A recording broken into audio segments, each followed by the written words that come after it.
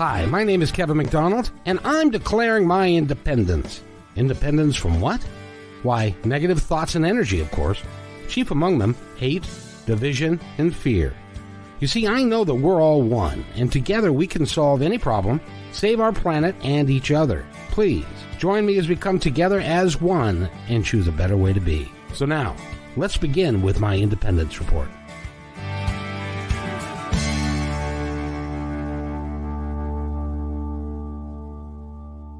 Welcome, everybody, to a Thursday edition of my Independence Report. It's a lot of fun. I'm glad I'm here. I'm glad you're here. You know, our guest today, and we'll be talking to him for the entire hour, but I lost my earlier guest due to problems with daylight savings time and stuff. So Michael figured it out all by himself. So I thought that was pretty cool. And so we made that and we made the connection, and here we are. So Michael S. Seaver is our guest. He's an author. He's written the book, and I love the title. It's called I Know. It is. I think I know. Do you know, Kevin? I do now. Yes, sir. I'm gaining insight all the time. It's really is interesting. Michael Seaver is our guest, and he's going to be with us for as long as it takes. And you, by the way, can a couple things. First of all, my Independence Report is growing. It's growing. Did I say it's growing? We've got over 230 episodes up now, and they are all of this kind of material of people that have been where you may well be, and they are no longer there because now they're here. And some of them even say, I know. It's so simple. But in any event, so I've got 230 of these. Please, I got a new website coming up. Please go to myindependencereport.com and explore it. It'll be great fun for you. And if you'd be so kind as to subscribe to this channel, I'd appreciate it, because the whole object of this is to get as many people to know about it as possible, because some of the guests that I have are just nothing short of phenomenal, and this is one of those. This is Michael. Tell us, first of all, where are you calling from? How did you get so smart to know the difference between daylight savings time and standard time? Well, this is because where I live in Phoenix, Arizona, we don't change time zones. See, that makes it so easy. That is so weird. I was driving through Phoenix last year or the year before, and if you go to the border, the time zone changes, and then you go in a little ways, the time zone changes back, and so it was like, really, did that happen? Yep. But it does. So that's why Arizona's got such a unique personality to it. It does. It's really a fun place to live. I've been here 17 years, and at some point, I think I'm going to have to leave because there's only so much I can do in the desert. So at some point I'll have to leave, but the last 17 years have been magical. I feel very blessed. Oh, very cool. Very nice. Talk about your book and the last 2 years, which have been really pretty eventful for you. Yeah, no doubt. Yeah. And thank you, Kevin. It's the book. I'll put it up here so you can see it, but maybe move it. It's called I Know, a practical guide for awakening to what's within and finding work-life integration. And about 2 years ago, almost to the day here, I was at a really tough place in my life where I had left a romantic relationship. My stepdaughter went off to college, and kind of empty nesting for the first time in my life at age 38 then. Oh, wow. And was going to invest a little bit into my business and try a few things that I hadn't tried before in my business, only to, over about a 3-month period, have them basically fail or not succeed too. And so in May of 2019, I was, for the first time in my life, without a romantic partner. My stepdaughter was off at college. I was living alone in a pretty small apartment. And then the things that I was attempting to do in my business were not working. And maybe some of those folks that are watching and listening have probably had those experiences or those feelings too. And I finally got so frustrated. Are you? So you're one, Kevin. I'm one. Yeah. And I guess I just kind of got to that place of being so fed up with not understanding why what I perceived to be kind of bad or negative circumstances continue to occur. And I remember lying on my bedroom floor, just bawling and shaking uncontrollably, trying to figure out what was going on. And I remember sitting there, and for the first time ever in my life at age 38, I really contemplated suicide. Like I was like, I don't want to be here anymore. This is not fun. This is not interesting. No matter what I try, I can't seem to get it right. What's the lesson in all of this? And I don't know why, but for some God or source, whatever reason, my cat, Cleopatra, came over to me and laid on my chest and purred and kept me safe. Do you have any pets, Kevin? I've had pets my whole life. Yeah. And so Cleopatra is just not a very affectionate animal naturally. And so it really surprised me that she did that. But then as soon as she did that, probably 15 or 30 seconds later, I just heard this voice, kind of come over me and say, it's all going to be okay. Everything is going to work itself out. You're going to learn some tough lessons, but you're going to be able to pay it forward and help other people. And so I spent the vast majority of the summer of 2019 like soul searching and finding myself and reflecting and journaling and doing yoga and all of these things, because I was realizing or being taught that we really truly are all one. And I was kind of operating in a see, this is why we're having this conversation, Kevin, is I got to learn the lessons that you've already learned, right? And you know this. And so I kind of came to that conclusion for myself that we are all one. And I wasn't really expecting the pandemic to occur in 2020. But it was a big blessing in that it allowed me to update my website. It allowed me to write the book. And through that process of reflection, of journaling, of really thinking about things, of connecting the dots, recognizing that we are all one, I was able to come up with what I think is a really good book that helps people move from a place of disengagement or unhappiness or feeling lost, whatever that is for them, to a place of being very clear, being very confident, being very aware of what it means to be authentically them. So it's been a really wild journey, and I would have never expected that it could happen the way that it did. But I feel so thankful now that I was able to learn the lessons that I did and become who I am now, because the way that I can help people today, I would not have been able to help them this way 3 years ago. Absolutely. And I got to ask you first, when you were lying there on the floor in a ball and you were contemplating suicide, how were you going to do it? I never got to the point of really thinking about that. I just was like thinking about what would the world be like without me? Like, would there be a sadness, or would there be something else? Would somebody else step in to take my place? So I never thought about exactly how I would do it. I just thought about the world being devoid of me. There's a movie, Jimmy Stewart was in it, that can tell you all about that. Really? It's a Wonderful Life. Oh yeah. I love that movie. It goes I back. love it. But and the reason I ask is that not at the same time, but prior to when I was having a bit of a meltdown, I actually parked my car on an over ramp and walked to the middle of the bridge to see how far down it was and to see if anybody was going to find me anytime soon. Wow. But then I got to thinking to myself, and I'm actually, I hate pain that much. I was picturing myself bouncing on the rocks down below by the river, and I wasn't interested. No. Well, thank you for staying, Kevin. It's important. It really is. And I'm impressed because, there comes a point in your life, everybody does, when you're alone and things aren't working out. And especially you had the trifecta of crap going on. Well said. True. You had the girlfriend that was no longer there, the business that was in trouble, and apparently your stepdaughter that you love dearly was also not there. Yep. And so it makes it tough. It does.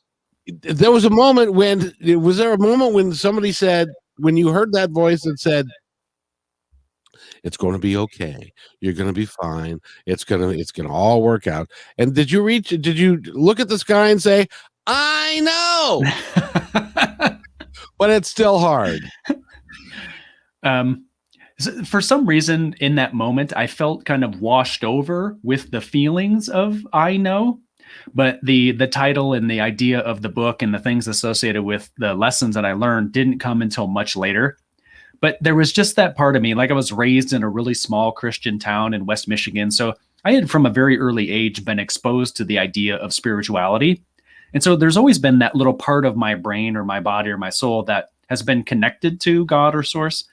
And I think that there were so many years in my life where I was kind of disconnected from it. And that this was like God or Source's way of reconnecting me with it in a really powerful way to say, hey, let's spend some more time together so that you can know that all of the answers are already inside you. And sometimes they do that with a stick. Sometimes they do that with a pillow. But some of us require more of a stick than a pillow. Yeah, there were no carrots kind of hanging out in front of me for something to kind of go to. It was definitely the kick in the butt to get me started. So you get up from there. You first of all, you thank the cat, which I thank the cat as well. Thank you. Because I know I have a friend that has a radio show called Martha Norwalk's Animal World, and she says dogs are your best friend. Cats have staff. So you were the cat staff, but at the same time, she didn't want you to go anywhere either. No, the snacks that I gave her were far too good for her to go without. So when you got up from that, what was the first thing that you did? I remember going over and sitting on the couch and just kind of sitting there and thinking about and reflecting on all of the challenges and all of the hardships, and realizing that in all of them, there was some learning that at the time I couldn't see. And so I kind of was taking that time to reflect, to kind of think back, and realizing that there was a learning inside each of those challenges that my brain was starting to formulate this idea that I could then teach other people how to overcome that same challenge for themselves. And that's not something I had necessarily crashed together before. So when I sat on the couch and those things started to flow to me a little bit more freely, it started to give me just a little bit of purpose. Like some of the things that I went through weren't for no reason. They were defined, they had purpose. There was something I was going to be able to convert them into to help someone else. Which is not that anybody, of course, like needs help, because everybody's just like darn near perfect. But it is one of those things where we all, and you've discovered this in the last couple of years, we all walk in a place that can be a little dark at times. Yeah. Yep. And how do you help people get out of it? Yeah. I've come to know this as the pain to purpose journey. And it's, I think of it kind of like Joseph Campbell in the book, A Hero with 1,000 Faces, in that, most major motion picture movies are kind of built upon this kind of 16-step process, what's called the hero's journey, right? This thing that Campbell came up with in his book. And so it for me, it really helps me to take that step back to realize that every single person on the planet goes through various stages of the hero's journey in their own time and in their own way and through their own circumstances. In that it's our work is that as we get to the rock bottom and we're really struggling, we're really trying to figure out a way to get out of it, is that there is some sort of a brighter future, right? There is some sort of a purpose inside that pain, that it gives us a new strength, a new resilience, and something that we didn't have before that we need in order to continue to up level in our own life. And so I think if people recognize, whether you call it the pain to purpose journey, whether you call it, the hero's journey, there's any number of things that we could call it. Sometimes I call it be the person you needed when you were younger, right? The things that we didn't have as a youngster, we now become. And I think it's just this recognition that life is just a series of cycles that we go through. And in each of them, we learn something new. And then we're given opportunities to be able to help other people overcome that same thing for themselves. How do you teach people to get up off the floor? So Mel Robbins, have you heard Mel Robbins? Yes. Yeah. And so I got to meet her a couple of years back. I was MC of an event and she was one of the keynote speakers at the event. And so when we think about coming up off the floor, some people, it's doing the 5-second rule that Mel Robbins did, right? You can just count from 5 back to 1 and just know in your heart that you need to be able to take action, right? So that's 1. Another person could be that they go to group meetings and they have a lot of discussion. That's a therapist, it's a Reiki master, it's an energy healer, right? Whatever those things are. And another way that could be considered is that when I designed the book, I designed it in basically 3 phases, right? And in each of those respective phases, there are 3 processes. And so the first section is about ending and letting go. And so in order to get up off the floor, right, number 1 is we have to process loss. So chapter 1 in the book is about processing loss. Number 2 is about overcoming fear. And the 3rd chapter is about emotional release. So anytime that we're in this place of having to end or let go of something, there's going to be loss, right? We're going to have to confront some sort of a fear, and there's going to be some emotional release that we need to do. And so if a person wants to use the Mel Robbins 5-second rule, if a person wants to go talk to somebody else, a therapist, a counselor, great. Maybe it's to read the book or listen to my book and go through those kind of the steps that I outline in the first 3 chapters of the book to just get to a place of ending and letting go who they were, because they need to be able to move into kind of an emotional neutral zone to be able to try things and test things and really experiment with something that's interesting to them. So one of those things that's bound to work for those folks that are paying attention and listening today. It's just really a matter of you have to shed the old version of yourself in order to walk into a new future really powerfully. It can be really hard. Now, in my particular story, when my marriage failed, so did all my friendships. They all went with her. And so it was a very lonely time because I had my kids and I had responsibilities and my dog and all of that. But it still was, I didn't have anybody to talk to, which is why a book like you've put together is so vital. Because someone like me, it's not like I could go down the street and talk to a neighbor because literally everybody was gone. And it made it very, very difficult. So getting the book, how do you recommend somebody use your book once they have it? Sure. Yeah. So it's available in ebook. It's available in print. It's available in audiobook if somebody wants to listen to it, because I know there's lots of different learning styles. And so the people that have given me feedback so far, right, it's mid-March right now, and the book was launched January 1st. So the feedback that has come back for me has been that many people are reading through it to just get a taste, right? To just understand the overarching process and how I lay things out in the 9 chapters. And then like one route would be, okay, read it, go through it, just understand it and see the big overarching picture of what your life could be. So one route would be is that people, as they're encountering specific examples of challenges or figuring out their personal brand or figuring out how to be a coach, they would go back to those respective chapters to learn something specific and then apply it in the moment on the spot. Now, the other way could be, and I think I'm going to do this in the latter part of April 2021, is launch a series of book clubs, because I've had a number of people who are really interested in being able to go through the processes on like an every 2-week basis, right? They want to be able to experience something for themselves in chapter 1, process it, live on it, think about it, integrate it into their lives for 2 to 3 or 4 weeks. And then once they feel safe about integrating that into their experience, they then go to the next chapter. So either of those routes will work. What is really most important is that a person is making the time for themselves for reflection, for learning, for actually shedding, for actually welcoming some of those new things into their life. So a person really has to be ready to be able to make those changes. And that's probably the hardest part.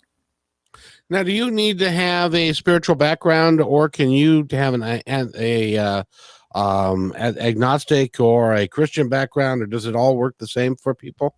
Yeah. So I wrote the book really to kind of lean towards a business person who was disengaged. And so the vast majority of the text is really easily read by a person who's into business, right? So I use a lot of really basic nomenclature about personal branding or about emotional intelligence or about becoming a coach. So anybody could read it off the shelf pretty simply and easily.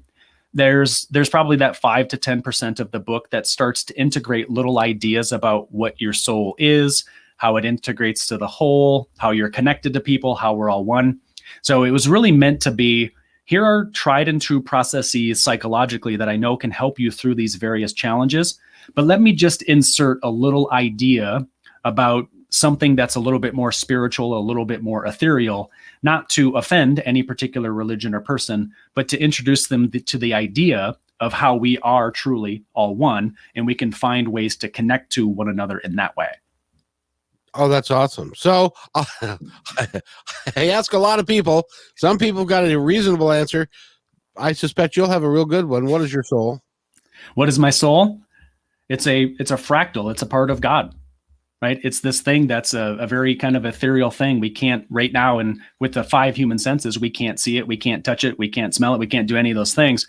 But there's some interesting brain research that has come out that scientists cannot identify human consciousness or the soul at any part in the brain, right? There's no place in the human brain that those things exist.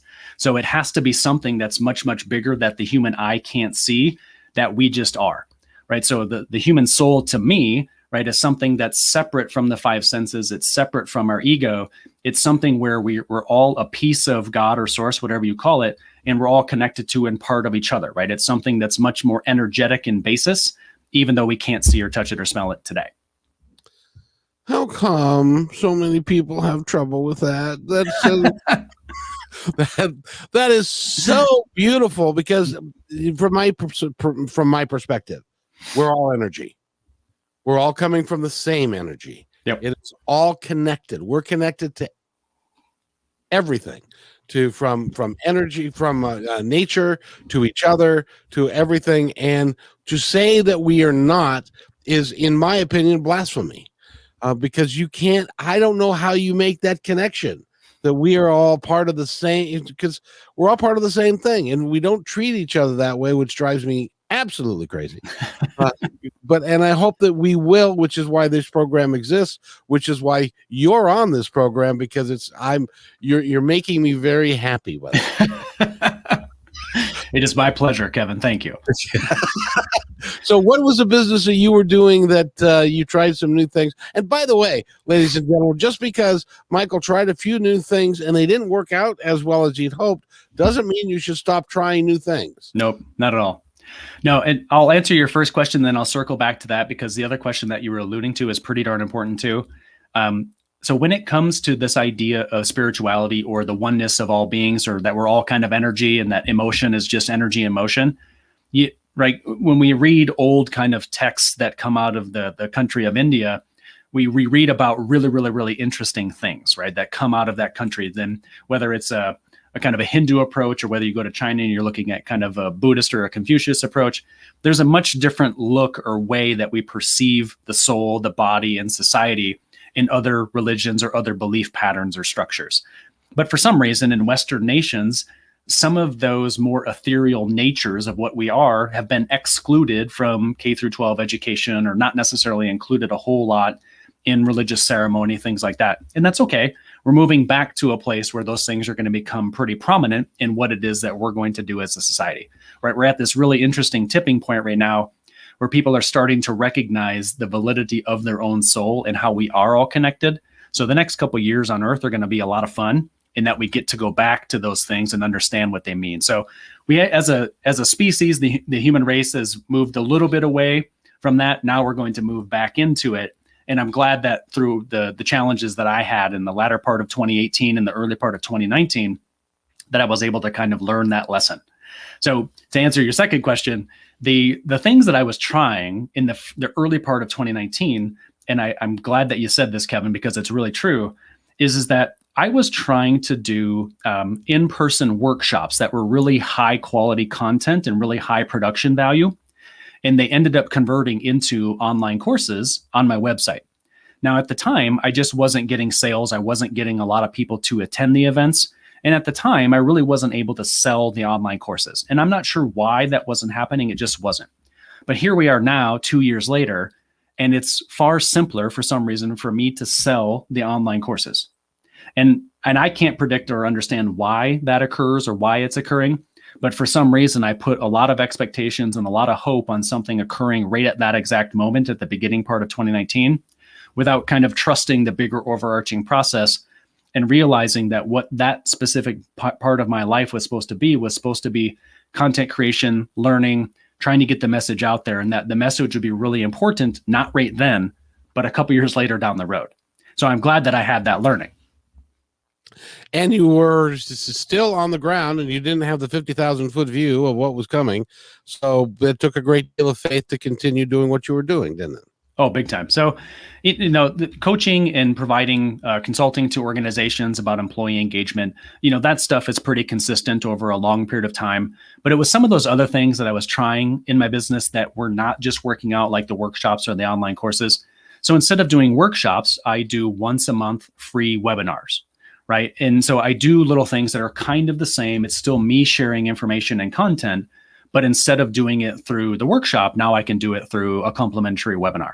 And so I found other ways to make sure that I was sharing a message broadly, but in a way that didn't necessarily require a lot of back-end expense or cost for me, but I still felt like I was able to add value to the people who were engaging it.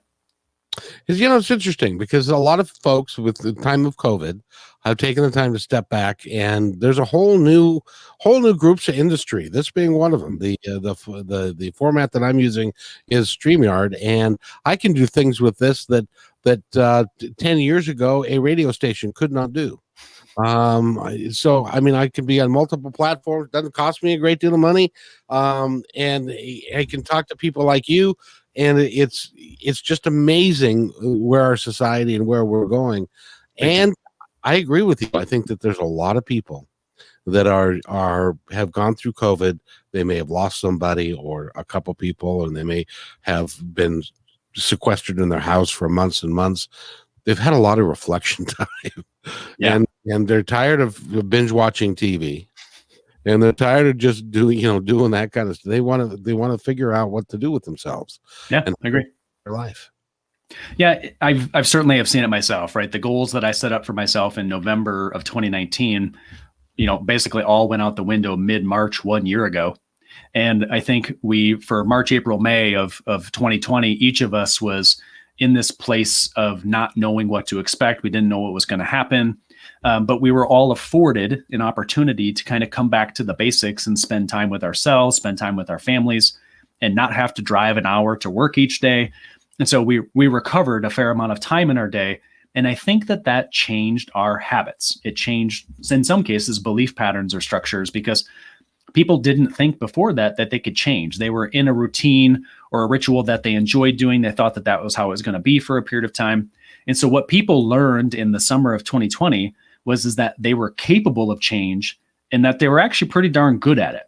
And so now we're at this place is that their life was disrupted in the early part of 2020. Summer and fall of 2020, people were starting to really get to a place of authentically understanding themselves and having more time for themselves and realizing that change was okay when it wasn't before. And here we are now, the first quarter of 2021, and each of us is really contemplating, okay, the COVID thing might be close to being done. What do I genuinely want to do with my life? Because I now know that I can change and it's safe to change. That's a huge lesson for everybody. That's really an important moment. So how's the book doing? It's been out since January. Yeah, it is by far exceeding my wildest expectations, right? When I was working with my writing coach throughout the summer of 2020, we were doing a bunch of research through Ingram Spark and Findaway Voices and Amazon.com, attempting to figure out what's the real goal of this, right? And so, the goal traditionally or on average is that the average book that's published around the world in the first 3 years only sells 1,000 copies. Isn't that sad? I mean, there's so many voices that are now being heard. I get it. And so it really made me think through the process differently to say, what is this book and who are those 1,000 people? And so the feedback that I've been getting, and so the data that I'm getting back, I think I'm just over 500 copies sold today. And that makes me feel like $1 million, right? So that makes me feel so happy that I've at least reached those people, and I know many more are coming. But the thing that has been more heartwarming to me than anything else has been the direct message that I get on Facebook that says, I read your book and it saved my life, right? Or the little recommendation or review that I get on Amazon.com to say, here are the key takeaways that I have from the book. Or another message that came back from a friend after she read it, and it said, you're one of those people that comes along once in a generation. And all of those things made me feel like it was worth it to invest the time, even if I don't make any money on the book at all, right? Because the investment of time and the investment of money that I have into the book, if I never make that back, that's okay. Because the impact that those individuals and the things that they said to me made it so completely worth it, because the intent of the book was to help people, and that's what it's doing. So I feel like my goal has been accomplished regardless of the number of people that buy it. Couple things, 3 things actually. First thing is, you mentioned that you have a writing coach. Even the coach has a coach. Yeah. That's true. So you're smart enough as a coach to figure out that if there's something you don't know that you need to find out about, you need a coach. Totally. Yes. Very important. Everybody should have a coach. Doesn't matter what it's for. I've had coaches to help me with processes in my business. I've had, traditional counselors and therapists to help me with things that I was struggling with personally. But I knew that when it came to this book, that there was so much about book writing that I had no idea about. And for transparency's sake, I'm really introverted and really task oriented. So I'm sometimes bad at telling stories. So I hired a writing coach who is great at telling stories, like intentionally, right? She is phenomenal. Her name's Laura. She's amazing. And so I'm so thankful that she was able to give me like, okay, here's the overarching structure and content in the book. Here's the material, Michael, your processes and the psychology research that you want to share. But we need to layer in client stories and we need to layer in your story, Michael. And I didn't know how to do that. And so having Laura assist me with those things was an absolute game changer. So there is no shame at all in hiring a coach, right? We pay people for the expertise and the things that they can do for us to help us share our message more broadly. And I'm so thankful I did that. And number two was I do this and I do this and for free. I don't run any commercials. We don't do any of that stuff. I do it because somebody needs to hear the message. Yep. Somebody needs to hear you. And then they'll go out and buy the book and take care of it. So I understand exactly where you're coming from, that this is a labor of love. This isn't a labor of finance. Yeah. And, Well said. and the third thing is that you'll have the opportunity to help somebody who you will never meet. There is no higher calling than that. Yeah. I couldn't say that better than you, Kevin. That's so true. And it is just an amazing thing. I'm so proud of you. I don't even know you. And I'm so proud of you because you've done so well. And people need to go. Michael S. Seaver is our guest, and he's written the book. I know, because on his guides on high were saying, it's going to be okay, that you're going to be fine. It's like, I know, but I'm on the floor and it hurts and I'm crying. So leave me alone. So now, where do you see yourself going? What is your plan for the future now? Yeah, I think I alluded to it just a few minutes ago in that the feedback that I'm getting, right, some of the things that I just referenced, is that I think that I need to come up with some sort of a book club, maybe a few different iterations of that through the remainder of this year, to be able to get the book into more hands or to come up with deeper insights about some of the processes and the research that I included in the book. Because I feel a calling at some point in early 2022 to create like a workbook. And I don't know, depending on how society plays itself out, what I would like to do is to be able to certify other people in the book's processes or in the workbook's processes so that the message can be spread for free wherever it needs to go. And so, I can do a lot of things in what it is that I do. But when it comes down to it, I'm a really big fan of actually being there when the stuff hits the fan and we all need to be going through some sort of change. And what I want there to be is there to be around the world communities of people who start like I know circles, right? So they have a chance to be able to have somebody close to them where they can talk about the book's processes, or they can talk about something challenging that they've been going through, and let people know, as we've already talked about, that we are all one, right? You are not alone. And so expanding the reach of the processes so that people can feel that love, care, and support, that matters a ton to me. Your story is unfolding very similarly to a gentleman who I had the opportunity to interview and work with way back in the early 2000s. Okay. His story goes, he was sitting on his couch at 4:00 in the morning, and he was on his third marriage. Things weren't going well. His kids hated him. The life was no good. He just lost his job again. And he's sitting on the couch with this pad and paper, and he's just writing, because he liked to write notes to himself. And he wrote a note that said, "What does it take to make this life work?" And he got an answer. The answer was, "Do you want an answer to these questions, or are you just venting?" That was Neil Donald Walsh, and that was the beginning of Conversations with God. And I've interviewed him a couple of times. He's a New York Times bestseller. He had, at one time, he had people all over the world having small community gatherings like you're talking about to digest the material that was written in all three of the Conversations with God books. I love that. That's where you're headed, and it is so needed. But unlike in those times, looking back at them, those times were different. there's a hunger, there's a need. I hear that need every day when I talk to people, and in the numbers that I'm seeing of people that are listening to the podcast, there's a hunger, there's a need for it. Oh, yeah. People feel lost. Yep. And they need to feel whole again. I completely agree. And the way that I have kind of come to think about this, and I don't know that I'm completely accurate, but it's just the messaging that I'm getting in my meditations, it kind of feels this way, is that, and I try to talk about this a little bit in the book, but not too much, is that Earth's magnetic poles shift every 2,165 years. And the energy that shifts on Earth as a result of those magnetic pole shifts changes the energy that comes into human bodies. And so right now we are kind of on the backside of the magnetic pole moving. And so what astrologists have said is that we moved formally at the latter part of 2020 from what was called the Age of Pisces. And the Age of Pisces for the 2,165 years prior to 2020 was very much about centralized information. It was very much about centralized power, hierarchy, believing in something external to yourself.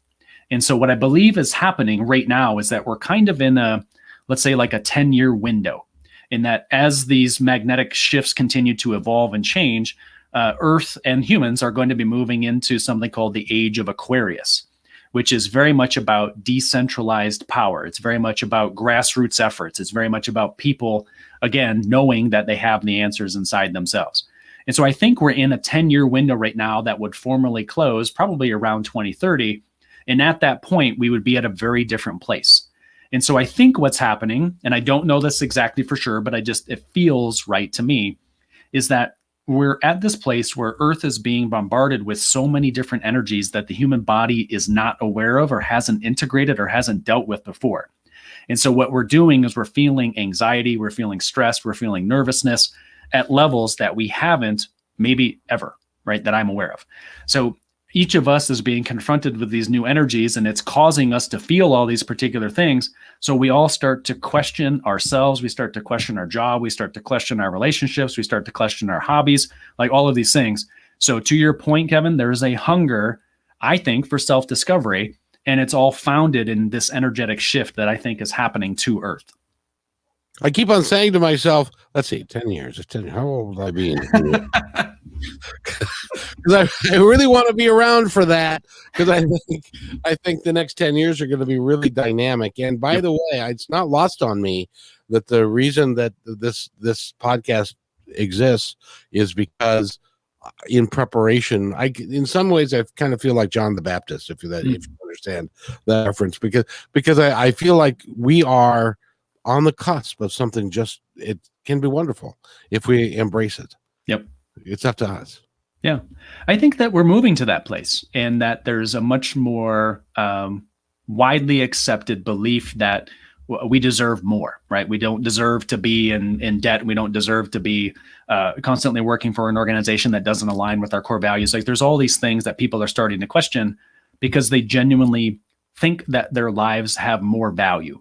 And if you look at Tony Robbins and his kind of core needs, if you look at Maslow's hierarchy of needs, if you look at some of the things that Carl Jung has done with the 4 stages of human life, we're at this place where each of the tops of those respective pyramids, it always comes down to basically 2 things, is that we want self-actualization, right? We want to continue learning. We want to continue growing. We want opportunities to really know ourselves at a deep level.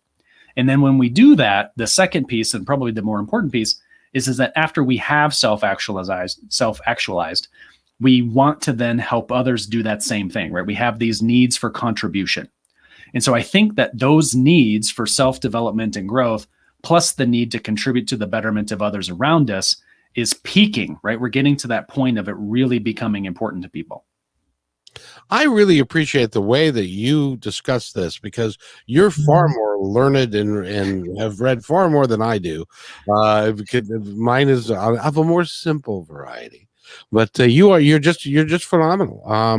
I know you've worked very hard for a long time to put yourself into this position. Where do you see yourself in 2030? Is retirement on a golf course an option for here, Kevin? Yeah, yes, sir, it is.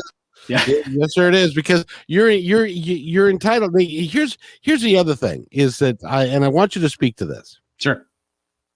because a lot of people will say, not okay, I can't say a lot of people. There are people that would say, I can't leave my job. I can't. Yeah. I've got this responsibility. I can't do this. Nobody's going to take care of it. I believe in the higher power and stuff, but nobody's going to protect me. Nobody's going to take care of me. None of that is really true. If you listen to it, if you listen and follow through on what your heart is telling you to do. Yep. Not with your head, but with your heart. Speak to that. How do you help people get in touch with their heart? Yeah. Yeah. Thank you for asking. It's that, in 20 years, might I be on a golf course? Yes. Might I be flying from country to country to experience the cultures and learning different things about those places? Yes. Might I be sitting at a retreat center somewhere, somewhere in America, maybe somewhere in Europe, and helping others as they go through their awakening process? Yes. All of those things are possible. One of the authors that I've read recently is, he passed away, I think, in the early 1950s, but his name is Paramahansa Yogananda, and really, really great, person that came from India to America, started something called the Self-Realization Fellowship. And I really admire the path that he took in life, because he brought a lot of Eastern teachings to the West. And it really helped me as I was reading his books to kind of come to a level of self-awareness that I didn't have before. So if I could emulate his path, right, to be able to teach some of these source or God-given kind of soul-based curriculum, if you will, if I could teach that to a lot of people across the globe, that would make me feel great. So in 20 years, I want to be able to publish a couple more books. Like this one's called I Know. And I feel pretty strongly that the second is going to be called I Belong. And I feel pretty strongly that the third is going to be called I Am, and that it'll be basically a series of processes where I teach people how to get to that point of really understanding what their soul is. And so I think I'll be going through that journey in the next 20 years. But living from a place of our heart is incredibly difficult, because the vast majority of society is designed to get you to live with your head. And the book that was really transformational for me came from Ron and Mary Hulnick, and it's called Loyalty to Your Soul. And so the very first step that I would encourage people to kind of take is to come to this agreement for yourself that you are a soul first and a body second. And then after you've come to that agreement, read the Hulnick's book so that you can really thoroughly understand the difference between what your soul came to earth to do and how your ego or your body interacts with the world, right? It's just a vehicle. So if you start to really understand that difference, then you can move into the world in a much more emotionally intelligent or a much more heart-driven way. I love that. I love that. And then by the way, go get the book. I know. I'm sorry. I just love the title. Because I picture myself. I have conversations. Okay. Before they come and take me away, I have conversations with the other side. And I will be talking, I will be thinking something, and of course they don't say anything to me because they don't have vocal cords, which always amazes me. In any event, but I'll be standing there, and they'll tell me something, and it's like, and it's new for me. So I said, like, I know, but it's important that we follow through and listen to ourselves. Oh, big time. It's so hard to do because society conditions us that we, should be selflessly serving other people, and that there are specific, behavioral protocols and norms and mores that we're all supposed to follow.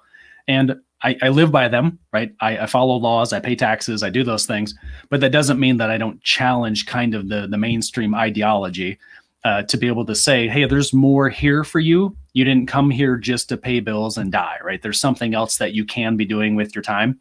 And so let's find a way to tap into your heart and really understand your life's work. And so the second part of my book is really geared towards having a person understand themselves authentically.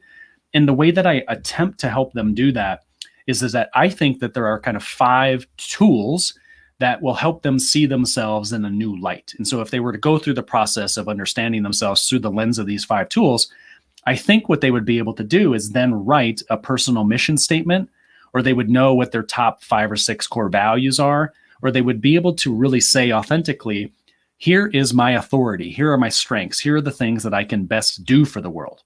And so that's what I really want people to take away, is to get to this place of understanding the difference of the soul versus the ego. But then once you understand your soul, then go through a process of being able to explore it, right? What are your communication preferences? What are the things that motivate you? What are your core values? What are those challenges you've overcome in life? What are those things that you're great at? How do you pair all those things together into a couple of distinct and succinct statements that allow for you to then make much more aligned decisions down the road? Because that's really the goal, right? It's time management and distribution. But if you know your mission, you know your core values, and then you know the goals that you're focused on, you now know what to say no to. And that's the hardest part in our society, is saying no to things. So if we have an opportunity to have a guidebook, if you will, about what it is we should be saying no to, I hope that's what people take out of the second section of I Know. Where does your passion enter into all of this? That's a key piece that we talk about in chapter 4 of the book. And, I saw this originally probably about 1.5 years ago, and it came from Jeff Bezos from Amazon. And it was it was a quote that he had put out, and it was something along the lines of, you do not choose your interests and passions. Your interests and passions choose you. That's so true. Right? So the way that I interpreted that was that, and this is my belief, and I try to talk about this a little bit in the book, is that I think that our souls choose our Earth School curriculum prior to coming to Earth. So we choose as a soul what body we're going to take, and then we choose kind of the curriculum of things that we're going to go through in our life. And so our passion or our interest or the way that we can add the most value, I believe, is predetermined prior to birth. And so then it's just really this process of kind of passing through what's referred to as the veil of illusion to rediscover what our soul's actual mission and purpose is. Now, thankfully, there's lots of really cool apps that exist nowadays for things like our phone. Like there's one called The Pattern. There's another one called World Numerology. There's another one called CoStar. And they're the easiest thing that I found that helps us to understand what our curriculum might be in a really easily digestible way. So one of those 3 apps might be the thing that helps you to understand what your mission or what your purpose or what your learning is meant to be. Did you ever read the book Journey of Souls by Dr. Michael Newton? No, but I will. He is a hypnotherapist. Okay. And by the way, you may not have seen this, but I fell out of my chair and picked myself up and put my back in, because what you just said is, okay, he's a hypnotherapist, and in the course of his work, he's passed on now, but he's got something called the Newton Institute. Okay. And what they do is they put people into deep hypnosis, and they have not only learned how to take people to past lives. As a matter of fact, on Monday afternoon, I have a podcast about this with Regan Forston, who is a hypnotherapist who works on it. And he'll tell you that you go in between lives to the other side where we actually live. This is where we come to torture ourselves, but there's where we actually live. And they will tell you exactly word for word what you just said. We pick our body, we pick our parents, we pick our desires, what we're going to do this time around, how we are going to be better this time than we were last time, how we're going to affect change different. It's all there. And you just said it and haven't even read the damn book. So I need to read it. The one book that I read maybe 3 or 4 months ago was by a hypnotherapist psychologist named Brian Weiss. Yes. And similar, right? Very much. Yeah. And so I'll read Newton's because I love that stuff. It's really interesting to me. But reading Weiss's work about past life regression, but also future life progression, really helped me to understand or even solidify for myself this kind of belief that our soul does reside in some other ethereal dimension that in physical human form we can't yet really understand, but we will at some point in the future. But it's just knowing that the human body has the capacity to kind of allow for us to interact on Earth, but our soul can do so much more. And the last time I checked, there are 10 dimensions of energy on Earth, right? So we can be in any of those dimensions at any point in time. So it's just a matter of recognizing that those things are real and starting to spend more time reading Weiss's work or Newton's work or understanding some of these things at a deeper level. And then you'll start to see how you can be blessed by that knowledge. and how it can absolutely change your life forever if you choose it. Oh, yeah. Speaking of which, we're talking to Michael S. Seaver, and he's written the book. I know it's a great. I haven't read it yet. I'm gonna have to go get it. No, wait a minute. She sent me. I'm going to send it to you. I'm going to send it to you. She sent me an e-copy. So I now have to read because the information that you have in it is so needed, and there are so many of us that are just, we're at our wits' end. We don't, the time before. I think that down the road we're going to have history books will say BC and AC, and that is BC before COVID and after COVID, because I think our world is going to completely change. Yeah, totally agree. And we are going to be part of that. And it's so exciting. Yeah, think about that for a second, Kevin, is that I don't remember where I read it, but somebody said to me something to the effect of, is that all the souls that chose to come to Earth right now for this transition chose to come here knowing that it was going to be more emotionally challenging than other times in human history, and that they did so with the express intent of going through the challenges and being able to ascend in spirit form far faster, like they did it intentionally.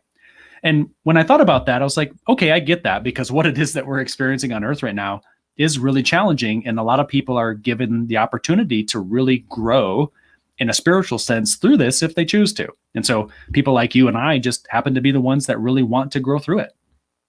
See, and that's the difference between you and I. You have got a much more positive approach. See, I thought we had so many people here because of indoor plumbing, but apparently that's not correct. I mean, maybe for a few folks, maybe. I can go potty in my house now. That's really cool. In any event, I will you come back at one point in time? I want to whenever you would like. I would love to come and talk to you again, Kevin. This has been awesome. I have enjoyed it thoroughly. By the way, Michael S. Seaver is our guest. He's written the book, I Know. What's the rest of the title? It is a practical guide for awakening. Let me see if I can get it there. Practical guide for awakening to what's within and finding work-life integration.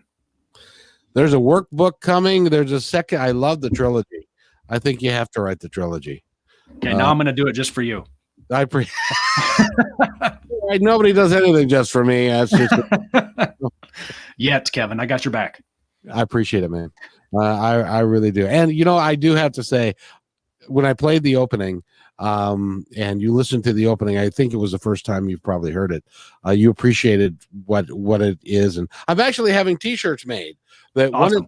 One is called "Heal Your Shit." Excuse the expression. and the other one is called I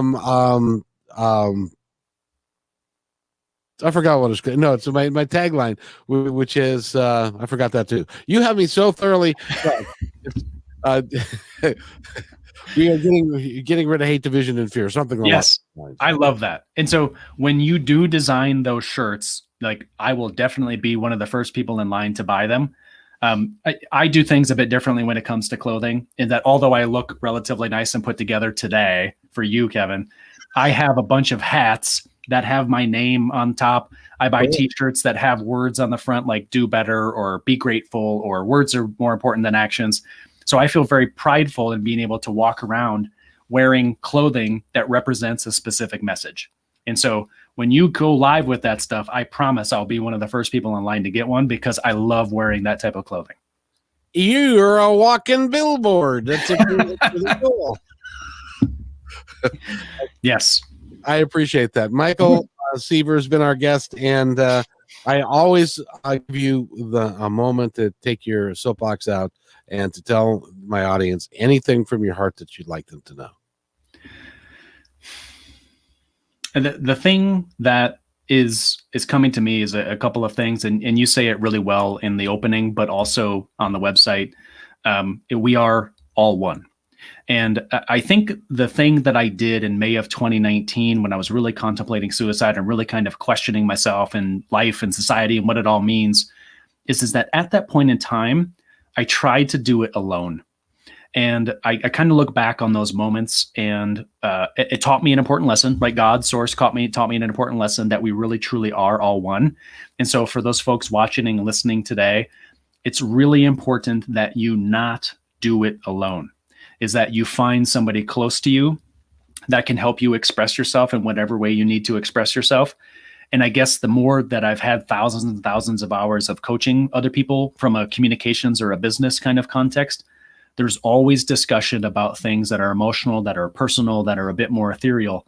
And I found this pattern, and I said it earlier in the show, which is be the person you needed when you were younger.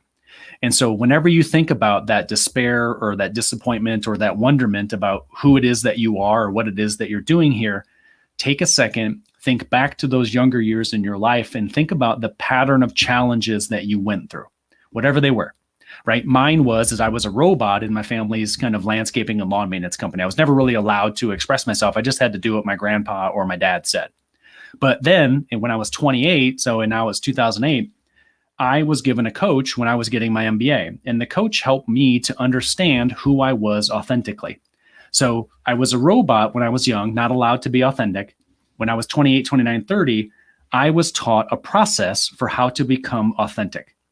Now, from basically age 30 until about age 50, my life's work is going to be about helping others become the most authentic versions of themselves possible. So I want everybody to remember, don't do it alone. And if you want to find your tribe of people, just think back to those 3 steps. Challenge, how'd you overcome the challenge? Who can you help overcome the challenge? And when you do that, you be the person you needed when you were younger. It is an absolute game changer, because not only are you helping someone else who genuinely needs it, but you're also in this place of healing yourself. And all of the wounds and the challenges that you had as a youngster, they start to heal because you see that it wasn't for nothing. It actually had purpose. And now you can help others overcome the same challenges that you did as a youngster. So don't do it alone. Be the person you needed when you were younger. I feel drawn to say this. If you're listening to this broadcast, and if you haven't gotten the book, I know, get the book. And then after you've read the book and digested it, talk to Michael and set up a group in your community. Because for every place on the planet, we need people who can help other people. And do some sort of, you can do it on Meetup or whatever, and put a group together, and I know is the best way to, and but do that if you feel so inclined, if you feel driven, if you feel passionate about helping other people. This is a great way to do it, I think. And I appreciate you saying that, sir, because it's so important. Yeah. Thank you, Kevin, so much for that, for the support and for, being called to say that or to feel that, the universe is always communicating through us to the people that need to hear us. So for those folks watching and listening, right, Kevin's message is an important one, right? Regardless of what the message is or was in that particular moment, everything comes to us at the exact perfect time. So thank you for being you, Kevin, and thank you for sharing the message the way that you do. Somebody is going to pick up your book because they're sitting there going, I've got all this stuff. I've got this passion to help people, and I really want to do it. Go pick up the book, and then you can form your own community around the principles that are within it. Understand that we are all one, that we can help each other, and you will be amazed at the impact it has on your life, even if you don't become, like Bill Gates. None of that. And the cool thing is, Michael, none of that matters. If you make a difference in somebody else's life, none of it matters. So true. Tell you a quick story. Okay. When I was doing radio the first time, I was doing a show called Positive Talk, which was 2 hours a day, 5 days a week in the Seattle market. This is 2003.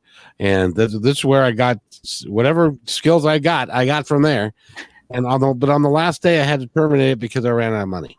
Couldn't afford to do it anymore, and I couldn't get the advertising and yada yada yada. And so everybody was very upset that day. The phone lines filled up, and I get a call from a gal by the name of Nancy. She said she's on Bainbridge Island. She goes, Kevin, I can't believe you're leaving. And I explained it all and stuff. And she said, well, let me tell you what impact you've had on our lives. I'm an Alzheimer's caregiver for a gal by the name of Carol. She listens to you every day.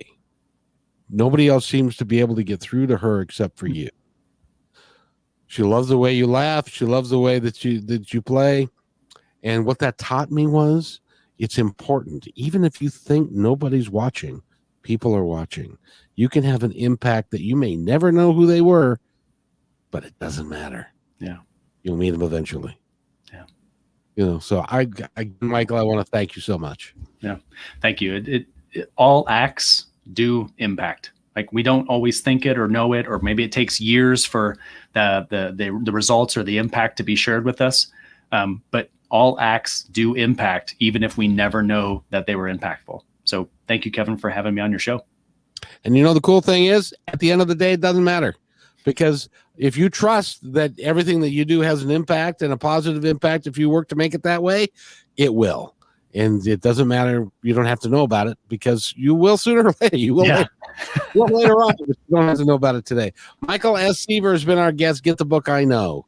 It's been out since January. It's selling like hotcakes. So get yours. You can pick it up at Amazon and everywhere, right? Yep, you can. Yep. Yeah, very good. If you'll stay with me for just a second, sir, I'm going to close out, and then I'll be right back.